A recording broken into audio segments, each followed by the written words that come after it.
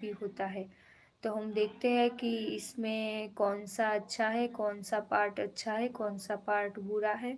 तो इसके ऊपर चर्चा करेंगे और बाद में आगे बढ़ेंगे। हेलो संजय जी, कैसे हो? हाय संजय जी, કેમ છે મારી બેન? તો આપણે ચર્ચા કરીએ તો તમને ગામમાં રહેવું ગમે સંજયભાઈ કે સિટીમાં? ગામડે રહેવું ગમે કે સિટીમાં? મને તો ગામડે રહેવું ગમે, જ્યાં સુધી બાળકો કે કોઈ વડીલોનું હોસ્પિટલ હોય, હોસ્પિટલાઇઝ થવાનું હોય ત્યારે બરાબર છે સિટીમાં રહેવું. બાકી આમ જ જો રહેવું હોય લાઈફ ટાઈમ માટે તો ગામડે જ રહેવું ગમે. ગામડાના લોકો સાથે રહેવું ગમે, એ લોકો જોડે આનંદ આવે, પોતાના જેવું ફીલ થાય. તો તમને લોકોને કયું વાતાવરણ ગમે? વાતાવરણ પણ મને ગામડાનું જ ગમે. એક ગામડું એવું હોવું જોઈએ કે જે સિટીથી નજીક હોય, જેનાથી હોસ્પિટલ અને સ્કૂલ બંને નજીક થાય. એવા ઘણા બધા ગામડા છે, ધારો કે છત્રાલ, કુંડાળ, તે કડીથી નજીક છે. આપણને પૈસા કમાણી થાય ગમે, એ વાત તો 100% સાચી છે. પૈસા કમાણી થાય ત્યાં ગમે, પણ જો અમારો ધંધો છે અમદાવાદ, તો હવે ગામડે રહીએ પોસિબલ નથી.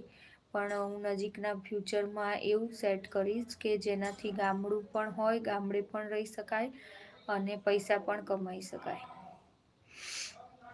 તો પૈસા કમાવા માટે સિટીમાં જવું પડે, પ્લસ સ્કૂલ માટે સિટીમાં જવું પડતું હોય છે, પ્લસ હોસ્પિટલ માટે સિટીમાં જવું પડે. તો સ્કૂલ, હોસ્પિટલ, કોલેજ એટલે સ્કૂલ એટલે એ થયું ને એજ્યુકેશન, એજ્યુકેશન ને હોસ્પિટલ, આ બંને જ્યાં નજીક હોય એવા ગામડામાં રહેવું ગમે મને, અને જ્યાં કમાણી પણ કરી શકીએ.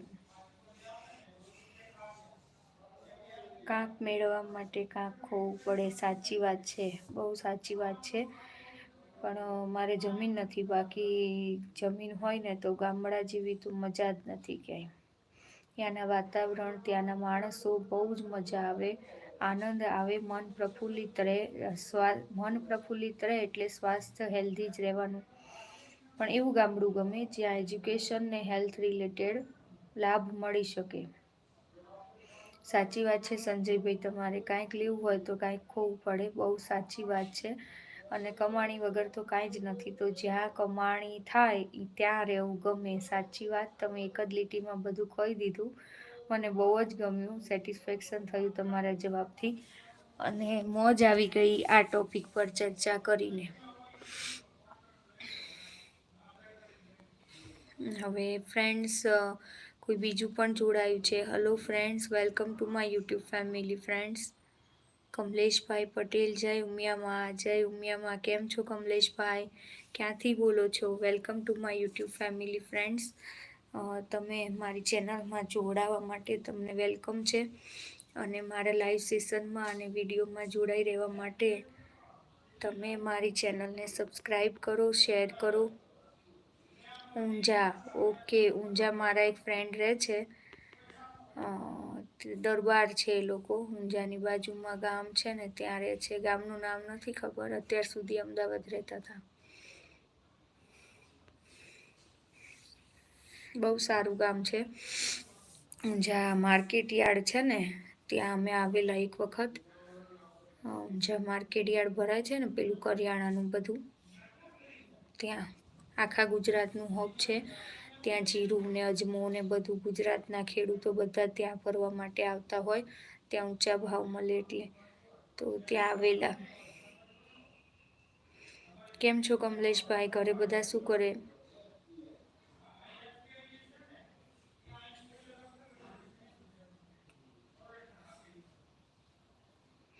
ફ્રેન્ડ્સ, તમે લોકો જુઓ છો તો તમને કયા વિડીયો પસંદ છે? મારા વ્લોગ પસંદ છે કે પછી કાર્ટૂન વિડીયો પસંદ છે? તો હું એ દિશામાં જાઉં.